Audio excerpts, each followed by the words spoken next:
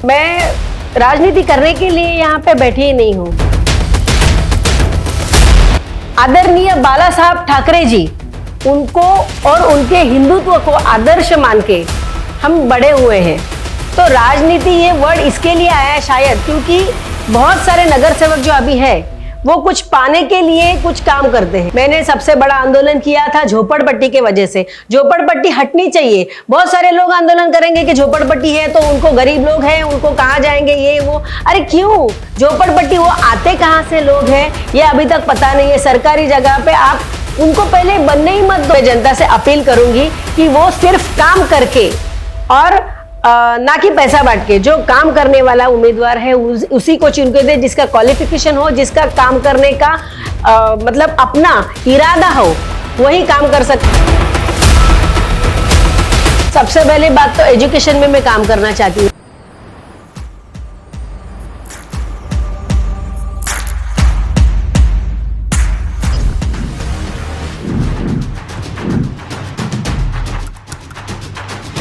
नमस्कार दोस्तों, the public news 24 के स्पेशल सेगमेंट अपना शहर अपना नगर सेवक में आप सभी का स्वागत है। जो हमारा कंटिन्यूस सीरीज बनते जा रहा है, इसमें हमारे पब्लिक का ओपिनियन भी आ रहा है, तरह तरह के क्वेश्चन भी आ रहे हैं, उनका पर्सनल व्यक्तित्व क्या है और उन्हें अपने कार्यकाल में कितना काम किया है और जनता की उम्मीदों पर कितने खरे उतरे हैं। तो आज हम मिलने आए हैं मंगल घरत जी से, जो बीजेपी की जानी मानी नेता है, तेज तर्रार है। अपने भाषण से और अपने किए हुए आंदोलन से आज उनका अच्छा खासा नाम है मुंबई में। आज हम उनसे जानेंगे कि उन्होंने अपने पॉलिटिकल करियर की शुरुआत कब से की है और जनता की उम्मीद के जो क्वेश्चन है आज हम उनके सामने डायरेक्ट क्वेश्चन पूछेंगे। तो नमस्कार। नमस्कार जी, आपका द पब्लिक न्यूज 24 के सेगमेंट में स्वागत है। और सबसे पहले तो मैं जानना चाहूँगा आपके बारे में, जनता भी जानना उत्सुक है कि आपके जो करियर की स्टार्ट की थी आपने, उसकी शुरुआत कब से हुई है? देखिए, मैं राजनीति करने के लिए यहाँ पे बैठी ही नहीं हूँ। मेरा तो काम है समाज के लिए कुछ करना, क्योंकि मेरा पिंड वैसा तैयार हुआ है बचपन से। मैं बचपन में अंधेरी डीएन नगर में रहती थी और शिवसेना शाखा के बगल वाला घर मेरा था। तो आदरणीय बाला साहब ठाकरे जी, उनको और उनके हिंदुत्व को आदर्श मान के हम बड़े हुए हैं। और यहाँ पे नवी मुंबई में आने के बाद में मेरी शादी जासई के उरण के जासई गांव में, मेरे हस्बैंड उधर के हैं। तो मैंने दीभा पाटिल साहब को देखा है, उनको जाना है। तो ये राजनीति के तौर पे नहीं बोल सकते आप इसको कि मैं अगर समाज में रह रही हूँ, मैं पढ़ी लिखी हूँ और मुझे कुछ करना है तो समाज के प्रति मेरा कुछ दायित्व है, उसको निभाने की बस मैं एक कोशिश कर रही हूँ। और उसके बाद में मैंने अटल जी के बारे में मतलब मैंने उनको देखा तो नहीं है, टीवी में देखा है जितना। मैं भले बीजेपी की हूँ लेकिन मेरे उनके साथ मुलाकात नहीं हुई। फिर उसके बाद में माननीय पंतप्रधान नरेंद्र जी मोदी, उनके विचारों से प्रेरित होकर 2013 से मैं भारतीय जनता पार्टी में सक्रिय काम कर रही हूँ। तो अभी आपका कार्यपद क्या है बीजेपी में? अभी फिलहाल मेरा कार्यपद बीजेपी की नवी मुंबई महिला मोर्चा के महामंत्री के तौर पर मैं नवी मुंबई में काम कर रही हूं। और फिलहाल ही 2 दिन पहले मुझे बीजेपी प्रणीत मतलब भारतीय जनता पार्टी के ही छत्रपति शिवाजी महाराज कामगार सेना में मुझे राष्ट्रीय सलाहकार की नियुक्त किया गया है। जो हमारी जनता का सबसे बड़ा उत्सुकता होती है कि बहुत सारे आपने न्यूज़ चैनल में देखा होगा कि क्वेश्चन पूछे जाते हैं, आर्गुमेंट होते हैं, मतभेद होते हैं, लेकिन हमारा सेगमेंट टोटल डिफरेंट है। तो जनता जानना चाहती है आपकी पर्सनल लाइफ के बारे में, आपकी शादी कब हुई और ये शादी अरेंज मैरिज हुई या लव मैरिज हुई? मेरी शादी अरेंज कम लव मैरिज है। 5 मई 2002 में मेरी शादी हुई है। और मैंने BA LLB किया था 2001 में। मैंने इकोनॉमिक्स से लॉ BA किया है। फिर एकदम जैसे नॉर्मल गृहिणी रहती है वैसे ही मेरी लाइफ चल रही थी 2010 तक। आराम से रहना, कोई राजनीति नहीं, कुछ नहीं, एक छोटा बच्चा है और एक साधारण सी गृहिणी। लेकिन उस टाइम पे हम लोग, जैसे लेडीज लोगों का किटी पार्टी चलता है, तो वो किटी पार्टी का पैसा जमा करके हम लोग मैं पनवेल में रहती थी शादी के बाद में कुछ दिनों के लिए, तो कुछ सालों के लिए। तो वहाँ पे आजू बाजू में आदिवासी पाड़े जो है, तो हम लोग क्या करते थे महिलाएं, हमारा किटी पार्टी का स्वरूप अलग था। हम किटी पार्टी के पैसे जमा करके आदिवासी पाड़ा के जो बच्चे रहते हैं उनको फिर स्कूल के बुक्स, नोटबुक्स, पेन और ये सब डोनेट करना, ये सब हम काम करते थे। उससे मेरा थोड़ा थोड़ा सामाजिक कार्य होता रहता था और वैसे में हम काम करते रहते थे। अच्छा, मैं जानना चाहूँगा, बहुत आम पब्लिक भी जानना चाहती है जो देखती है कि टीवी पर या फिर पॉलिटिक्स में तीखा टिकनी बहुत चलता है, क्या राजनीति में भी जो बैकग्राउंड में कैसा रिलेशन होता है? राजनीतिक जो नेता होते हैं, आमदार होते हैं, क्या वही तीखा तिगट होता है या वही गुस्से का स्वरूप होता है या पर्सनल अलग होता है उनका? नहीं नहीं, कैसा होता है, जैसा दिखता है वैसा होता है नहीं, ये बात आपकी सच है, लेकिन हर बार ऐसा ही नहीं होता है।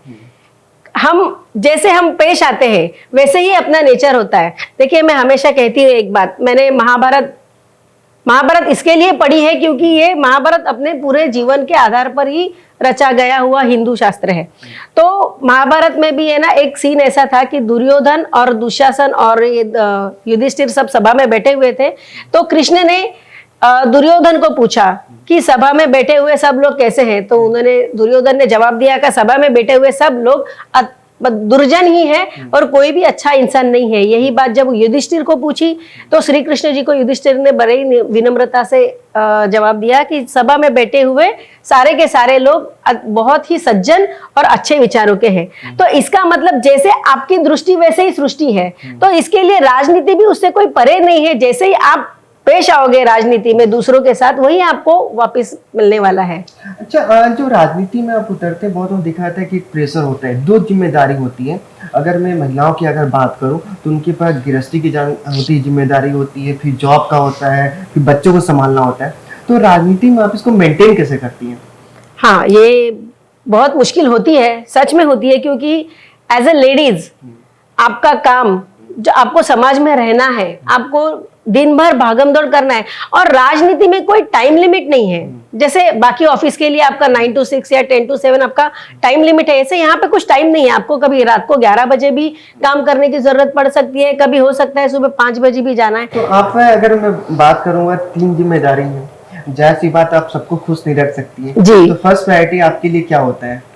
फर्स्ट प्रायोरिटी मेरे लिए जो मेरी पब्लिक है, लोग हैं, उनके लिए, क्योंकि मेरी फैमिली मेरी इतनी सपोर्टिव है।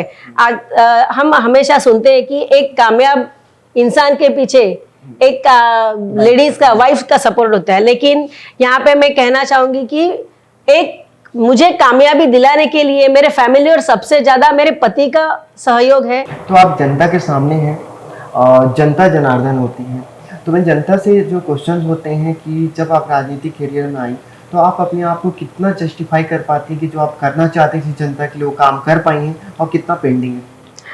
होता क्या है अक्सर कि बहुत सारा काम करना है, कभी कभी कुछ आर्थिक मुद्दों पे अटक जाता है, कभी कुछ टेक्निकल मुद्दों पे अटक जाता है और कभी कभी तो राजनीति में अपने ही मुद्दों पे हम लोग अटक जाते हैं, हम कर नहीं पाते हैं। तो ऐसे बहुत सारी चीजें हैं कि उसको हम करना चाहते हैं तो नहीं होता है ये, लेकिन काम करना चाहते हैं, ये अपना प्रायोरिटी हम रखना चाहिए हमेशा, मैं ऐसा मानती हूँ। अच्छा, पार्टी में कितनी बात सुनी जाती है? जैसे बोलते हैं ना कि एक हायरार्की मेंटेन होता है पार्टी में, नगर सेवक, फिर आमदार, फिर पंच प्रधान, फिर अपने सेंट्रल में होते हैं। तो आपका जो बात है या जो आप करना चाहते हो, हर कोई काम अच्छा करना चाहता है, तो आपकी बात को कितनी प्रायोरिटाइज दिया जाता है और कितनी बात सुना जाता है आपकी बात में? मैं भारतीय जनता पार्टी में हूँ, इसके लिए उसकी सराहना कर रही हूँ ऐसा बिल्कुल नहीं है, लेकिन हाँ, मेरी पार्टी में, भारतीय जनता पार्टी में मेरे ऊपर मेरे जो सीनियर है, मेरे जिलाध्यक्ष है, फिर उसके ऊपर हमारे 2 आमदार है, माननीय आमदार मंदाताई म्हात्रे हैं, फिर गणेश जी नाइक साहब है, और उसके ऊपर तो हम लोग को अभी तक जाने की जरूरत नहीं पड़ी है, क्योंकि मेरा जो काम है वो जिलाध्यक्ष साहब ही कर लेते हैं। और उसके बाद में जो भी कुछ काम मेरा बनता है, मुझे लोगों के लिए कुछ करना है, तो वो हमारे विधायक मंदाताई म्हात्रे और गणेश जी नाइक साहब 2 मिनट में कर लेते हैं, क्योंकि वो अपने आप में ही एक 2 लीजेंड है नवी मुंबई में। तो इसके लिए फिलहाल तो मुझे बहुत ज्यादा ऊपर तक जाने की जरूरत नहीं पड़ी है। तो जनता के सामने बहुत सारे हमारे जो रिसर्च टीम है, रिसर्च किए हैं कि आप बहुत सारे आंदोलन में रही हैं। हाँ जी। अपने तेज तरह भाषण से आप जानी जाती हैं और जनता के हक में लड़ाई करती रही जी। तो इस बातों में जो आपका एक वास्तविक स्वरूप है और पर्सनल लाइफ में आप कैसी हैं, क्या सेम है या अलग अलग है? नहीं, जो मैं पर्सनल लाइफ में हूँ वही मैं पब्लिक में हूँ, क्योंकि मेरी बात कोई छुपती नहीं है। मुझे किसी पर भी अन्याय हो, खुद कर अन्याय होता है तो मैं सहन बिल्कुल नहीं करती हूँ, क्योंकि एक बात मैं पहले से मानती हूँ कि अन्याय करने वाला जितना दोषी होता है उससे ज्यादा अन्याय सहने वाला दोषी होता है। आप ही अन्याय नहीं सहोगे तो अन्याय करने वाला आप पे अन्याय कर ही नहीं सकता। तो रही बात आंदोलन की, मुझे जहां पे लगता है कि जो बात नहीं हो सकती तो मैं अपना खुलेआम बोल देती हूँ, और मेरी पार्टी मुझे ऐसे करने के लिए कभी भी रोकती नहीं है, क्योंकि जो सच है वो सच बोलने की ताकत रखने वाली भारतीय जनता पार्टी है। तो कई बार जैसे देखा गया है कि जब हम शुरुआत करते हैं लाइफ में, चुनाव आ जाता है, चुनाव के समय हम बात करते हैं, लेकिन देखा जाता है एजुकेशन बहुत मैटर करता है किसी भी राजनीतिक पार्टी में। जो एकेडमिक में स्ट्रॉन्ग है वो अच्छा काम करते हैं।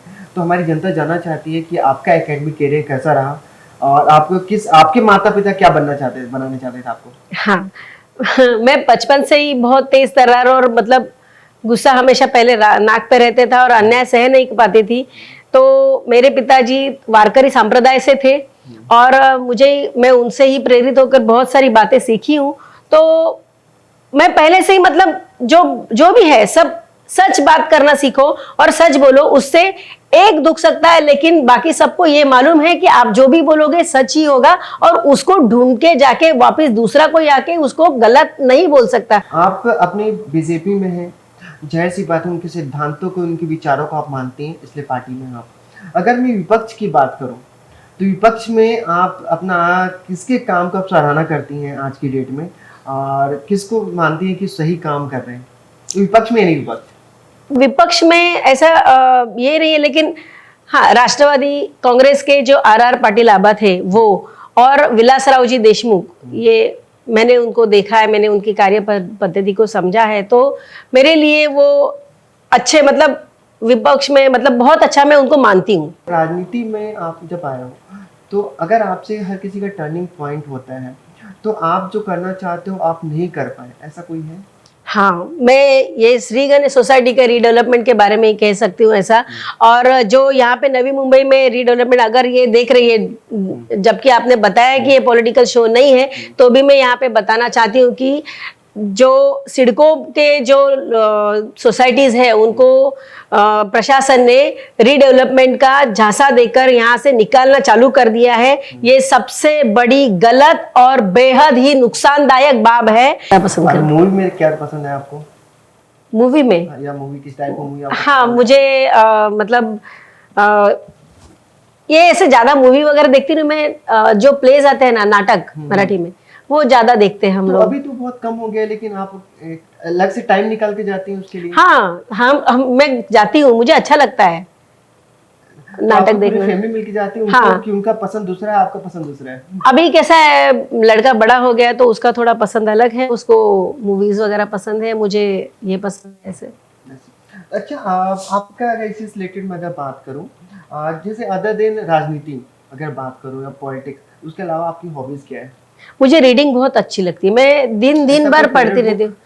ऐसा कोई फेवरेट बुक नहीं है, लेकिन मैंने पढ़ना स्टार्ट किया था हम जहाँ पे हम लोग अंधेरी में रहते थे, तो मेरे कोई ज़्यादा दोस्त वगैरह नहीं थे, क्योंकि मुझे पेपर पढ़ना, ये सब पढ़ना ऐसे इतना अच्छा लगता था। इसके लिए तो मैं 8th स्टैंडर्ड में थी तब हमारे यहाँ पे ना एक सार्वजनिक लाइब्रेरी खुली थी। तो दिवाली का छुट्टी था तो उन्होंने स्टूडेंट्स के लिए फ्री किया था। फर्स्ट उनका सेशन था, इसके लिए बड़ी लाइब्रेरी थी डीएन नगर में, तो स्टूडेंट्स के लिए फ्री था। इसके लिए मैंने भी वहाँ पे ये किया, और मैंने लाइब्रेरी, तो मैंने वहाँ पे जो बुक्स मैंने पढ़ी, तो 1 महीने के अंदर, छोटी छोटी बुक्स थी, 1 महीने के अंदर मैंने 100 बुक्स पढ़ी। 1 महीने के अंदर? हाँ, मुझे वो चांदोबा, आपको बुक पढ़ना का पसंद? मुझे ये हाँ, मुझे है ना ये सब, मतलब गदी माडुलकर जो मराठी में बहुत बड़े बड़े लेखक हो गए, मैं सभी लेखकों के मैंने ये पढ़ा है। मुझे रहस्य कथा, गुड़ कथा वो पढ़ने में ज्यादा इंटरेस्ट है, और धार्मिक कथाएं जो रहती है ना, जैसे महाभारत, ये सब वो कथा पढ़ने में, हिस्टोरिकल बुक्स पढ़ने में मुझे ज्यादा इंटरेस्ट है। तो मैं आपसे जानना चाहूंगा कि दोस्ती हर किसी की लाइफ में होती है, या राजनीतिक फ्रेंडशिप हो, स्कूल फ्रेंडशिप हो, या कॉलेज की फ्रेंडशिप हो, या फिर घनिष्ठ मित्र हो अपने समाज की। जी, तो आपकी स्कूल लाइफ के ऐसे कोई फ्रेंड जिससे आप अभी भी कनेक्टेड हो? हाँ, मतलब मैं जब मैं स्कूल में थी तो मैंने आपको बोला कि मेरे ज्यादा दोस्त नहीं थे। हाँ, लेकिन मेरी जो जिनके साथ आपने साथ पार्टी में किया था? नहीं, वो तो थर्ड स्टैंडर्ड में किया था और उसके बाद में पार्टी का कोई मैं फर्स्ट भी नहीं आई। वो एक मार थी, उसके बाद मतलब वो एक ही बार में मार में मैंने समझ लिया। मेरे डैडी ने मुझे बोला कि कभी भी भागना नहीं चाहिए, झूठ बोलना नहीं चाहिए और अपने बात पे डटे रहो, इसके लिए सच बोलो। तो आपको बाद में सोच के बोलने की जरूरत नहीं पड़ती है। जिस बारे में आपको सोच के बोलने की जरूरत पड़ती है उसमें आधा झूठ होता है। जो बात आप बेधड़क कह सकते हो वही सच है। तो अभी आपके बेस्ट फ्रेंड में कौन है? अभी मेरे बेस्ट फ्रेंड में मेरे हस्बैंड है।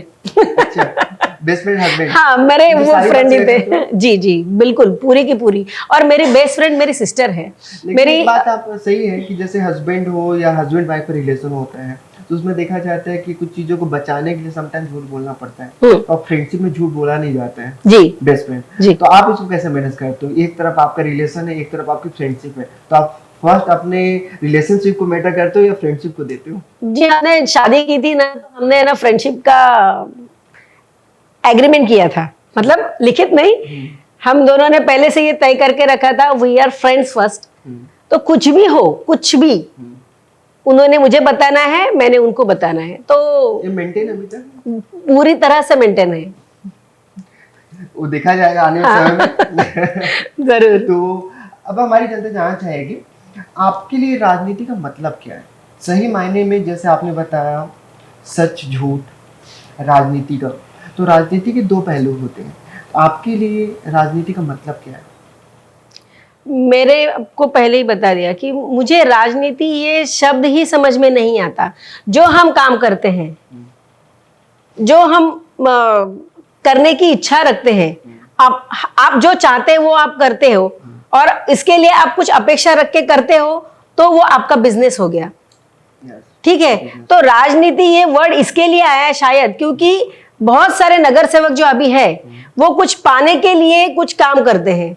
देखिए, अभी ये नेरुल में ही आपको मतलब बताना नहीं चाहिए, लेकिन नेरुल में मेरी वार्ड में कोरोना के पहले गार्डन का 1.5 करोड़ रुपए का ठेका चला गया।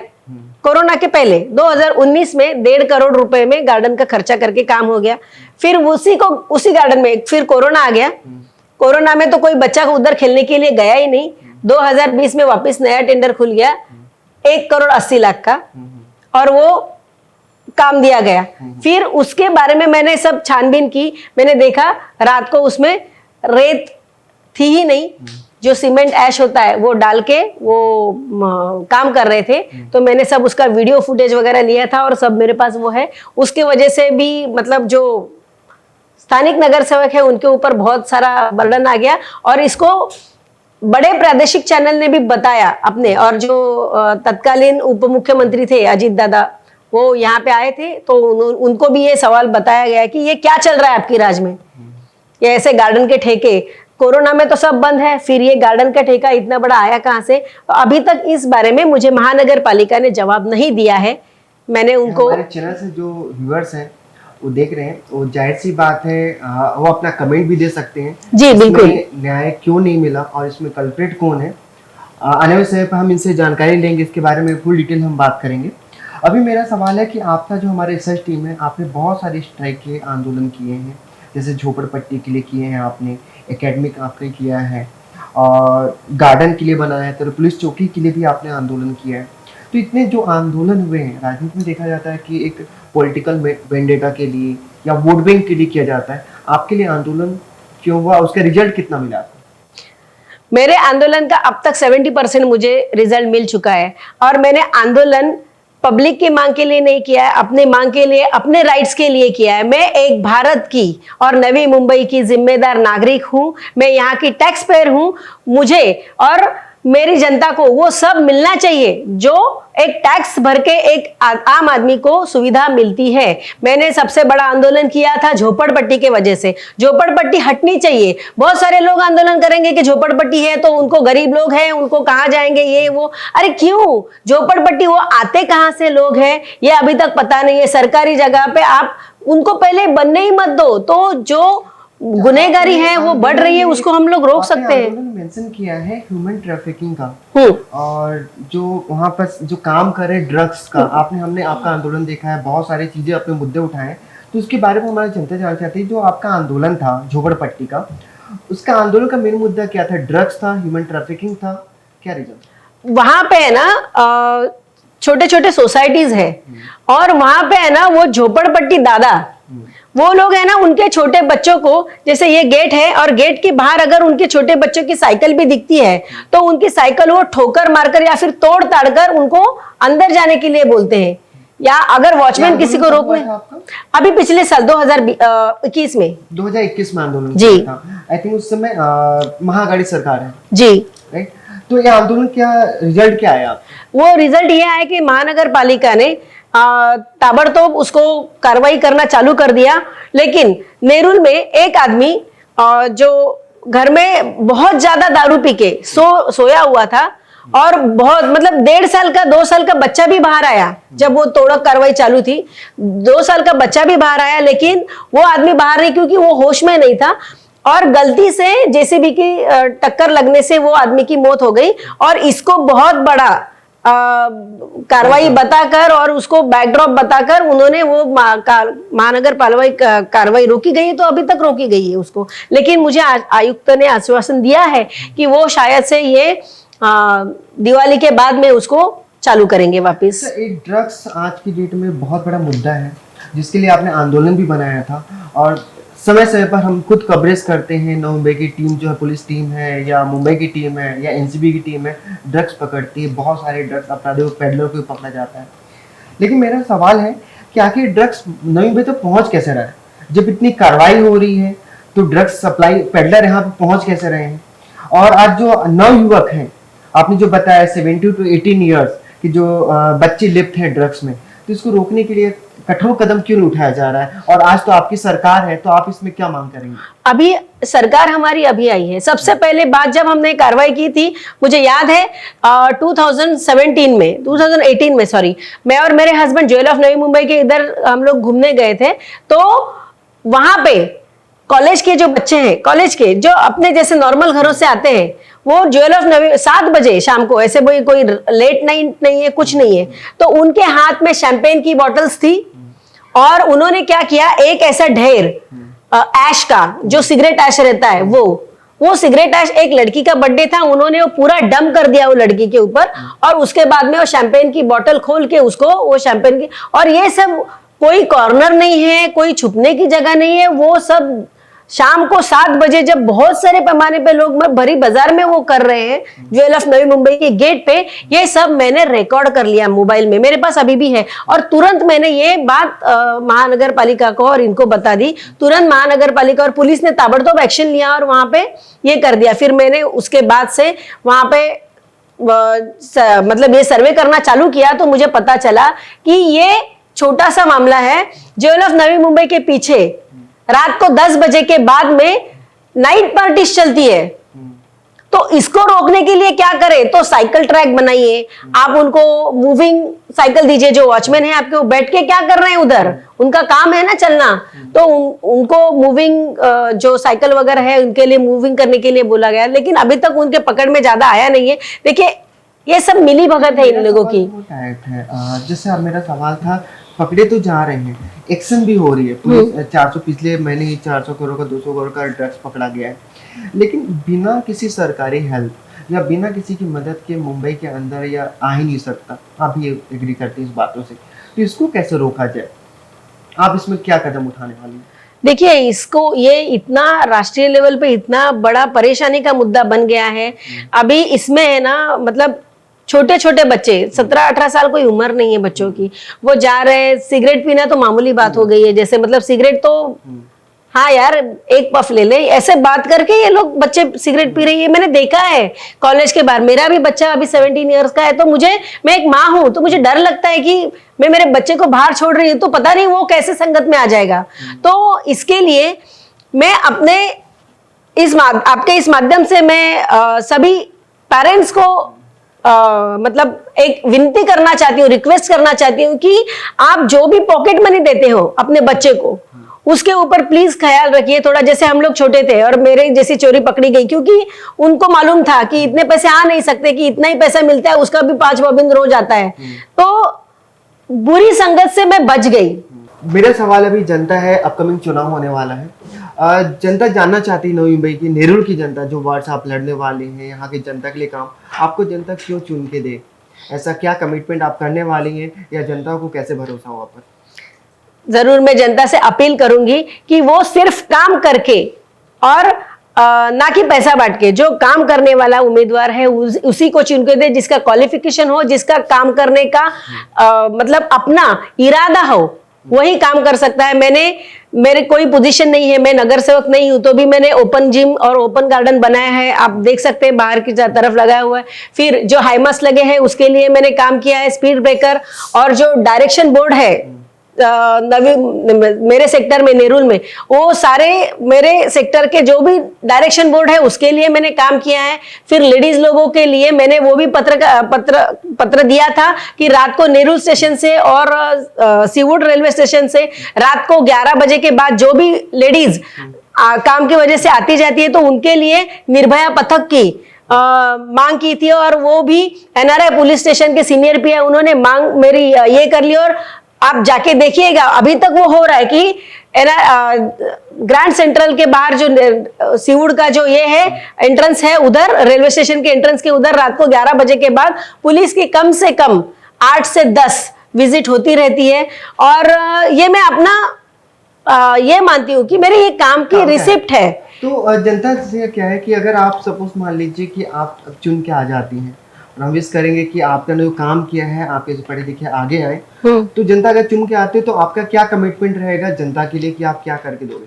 सबसे पहली बात तो एजुकेशन में मैं काम करना चाहती हूँ। मैं यहाँ पे आपके सामने, सबके सामने बताना चाहती हूँ कि मेरा खुद का बच्चा गवर्नमेंट स्कूल में पढ़ता है।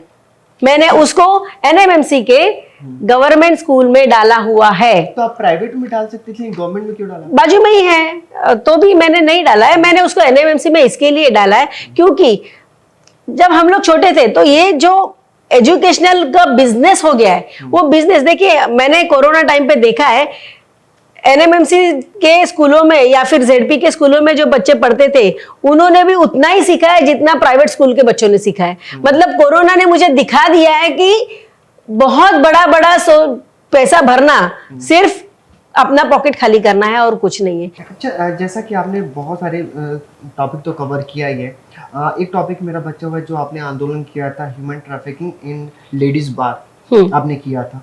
इस पर आपका क्या कदम होने वाला? अगर आप आने वाले समय पर, आपकी सरकार भी है और आप पक्ष में भी अभी हैं, नेता भी अच्छे खासे अभी आमदार यहाँ पास हैं, आप ही के पार्टी के हैं, तो इस चीज़ों पर कितना आप ठोस कदम उठाने वाले हैं, या क्या अपील करेंगे आप इसके लिए? अभी तक मैंने खाली ये देखा है कि नवी मुंबई में लेडीज बार में जितने सारी लेडीज होती है वो 90% लेडीज बांग्लादेशी है। ये बांग्लादेशी लेडीज रात को मतलब ये करती है, उनकी फैमिलीज यहाँ पे रहती है, और ये झोपड़पट्टी वगैरह सब जो बनता है वो उनके मतलब जो गुनहगारी है नवी मुंबई में, इसका 60% से ज्यादा जो रेट है वो इन्हीं के वजह से यहाँ पे फैल रहा है। मैं बांग्लादेशी की बात कर रही हूँ। यहाँ पे हिंदू मुस्लिम कोई भी मसला नहीं है, क्योंकि यहाँ पे रहने वाला टैक्स पेयर जो मुस्लिम है वो भी इतनी ही दिक्कत में है जितने हम हैं। एक नगर सेवक के दायित्व क्या क्या होते हैं और उन्हें क्या क्या दायित्व दिया जाता है सरकार के थ्रू, आप मुझे पब्लिक को बताइए। नगर सेवक जो नगर की सेवा कर सकता है, जिसको नगर की सेवा करनी है, या फिर जो नगर की सेवा करने के पात्र है, उसी को नगर सेवक कहा जा सकता है। यहाँ पे बहुत सारे नगर सेवक तो मैंने ऐसे दिखे हैं, खाली टेंडर मिलता है, इलेक्शन आता है तो इलेक्शन के टाइम पे जैसे आपने वो एक छतरी देखी है जो बारिश में निकलता है, एक मेंढक जैसे बाहर निकलते हैं, वैसे वो इलेक्शन के टाइम पे बाहर आते हैं, फिर उस टाइम पे वो पब्लिक के बीच में जाते हैं। हाँ, मैं समाज सेवक हूँ, 2-4 ये लगा लेंगे, 2-4 नवरात्रि में भोजन दे देंगे, 2-4 गणपति पंडाल में घूम के आएंगे, उधर बड़ा बड़ा वर्गनी दे देंगे, बस हो गया इनका काम। नगर सेवक का काम क्या है? एक घर, उसका नगर सेवक जो है उसने अपने नगर को एक घर समझना चाहिए। अपने घर में क्या चाहिए तुझे, मेरा घर साफ भी हो, मेरा घर साफ सुथरा भी हो, मेरा घर हेल्दी भी हो, उसमें कोई रोगराई परेशानी ना हो, और फिर मुझे चाहिए मेरे बच्चे पढ़े। तो ये जो नगर के बच्चे हैं, वो नगर सेवक के नाते ये सब पूरे सेक्टर के बच्चे आपके बच्चे की तरह आप उनको समझो। वहां पे हर एक बात छोटी से छोटी बात बड़ी से बड़ी करके आपको उसमें ध्यान देना हो तो वो नगर सेवक कहलाए। ये यहाँ पे होता नहीं है, मैं देख रही हूँ। एक सच के साथ हम अपना इंटरव्यू का लास्ट क्वेश्चन सेगमेंट पूरा करेंगे। सच जो आपने शुरू से अंत तक अभी हमारे सभी सवालों का बेफिक्री के साथ जवाब दिया है और जनता इसमें डिसीजन लेगी। लेकिन एक सच मैं जानना चाहूंगा लास्ट सवाल का, कि आप जितने नगर सेवक हैं या पक्ष हो विपक्ष हो आपके पार्टी का, उनके काम से 10 में से आप कितना मार्क्स देंगे सच के साथ? अपने पार्टी के या बाकी के पार्टी? सभी पार्टियों के लिए। देखिए अभी तक के काम, हाँ अभी तक के काम का मतलब मैं सारे के सारे, मतलब अगर ये नवी मुंबई की अगर आप बात करें तो हाथ की 5 उंगलियां बराबर नहीं होती। तो इस बारे में अगर आप सोचे तो सारे नगर सेवकों ने बुरा ही काम किया ऐसा नहीं बोल सकती। बहुत सारे जगह पे तो नवी मुंबई के ही माध्यम से, महानगर पालिका के माध्यम से बहुत सारे काम हुए, इसके लिए वो नगर सेवक बड़ा बन गया। तो 10 में से कितना मार्क्स मिलेगा? जो ऐसे नगर सेवक है और मतलब उन लोगों को जहाँ पे महानगर पालिका का ज्यादा काम हुआ है उनको मैं 2 मार्क्स दूंगी। 2 मार्क्स इसके लिए क्योंकि उन्होंने चुनाव जीता है, पहला मार्क इसके लिए, और दूसरा मार्क इसके लिए क्योंकि उन्होंने ओपनिंग किया जाके। सेकंड सच, अपनी पार्टी में कितने मार्क्स देंगे आप? देखिए मेरी पार्टी यहाँ पे रूलिंग पार्टी अभी तक थी ही नहीं। यहाँ पे पहले राष्ट्रवादी कांग्रेस पार्टी की सत्ता चलती थी। अभी हमारे विधायक सबसे पहले 2015 में हमारी विधायक मंदाताई म्हात्रे जीत के आई, फिर 2019 में वापिस मंदाताई म्हात्रे जीत के आई हैं। तो 2 टर्म वो विधायक रही हैं और उनके माध्यम से जितना बेलापुर में हम लोग कर सकते थे उतना हमने किया है। उसके बाद में हमारे बीजेपी में 4 चांद लग गए, हमारे गणेश जी नाइक साहब यहाँ पे आ गए। तो उस माध्यम से अभी पूरे नवी मुंबई में जितना हम लोग कर सकते हैं उसके लिए हम लोग को एक दिशा मिल गई है। अब हम लोग को एक बहुत ही ज्यादा मॉरल सपोर्ट मिल गया है। और यहाँ पे जबकि दोनों विधायक भारतीय जनता पार्टी के हैं तो विपक्ष भी, मतलब जो सरकार में बड़े इसमें जो विपक्ष है वो भी यहाँ पे नवी मुंबई में ध्यान देना शुरू कर दिए हैं।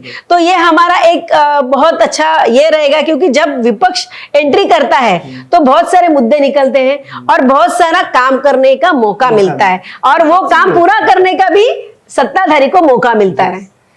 तो दोस्तों जैसा कि आपने देखा, हमने बहुत ही अपने जो क्वेश्चन जनता के हैं या जनता से जुड़ी हुई है या जनता जिन सवालों के साथ आंसर जानना चाहती है, हम सभी क्वेश्चन पूछा और मैम ने पूरी निडरता के साथ, सच्चाई के साथ सभी सवालों का आंसर दिया है। इसी तरह की न्यूज़ हम खबर लेते आते रहेंगे द पब्लिक न्यूज़ 24 के स्पेशल सेगमेंट पे, अपना नगर सेवक में। इसी तरह की न्यूज़ में बने रहिए।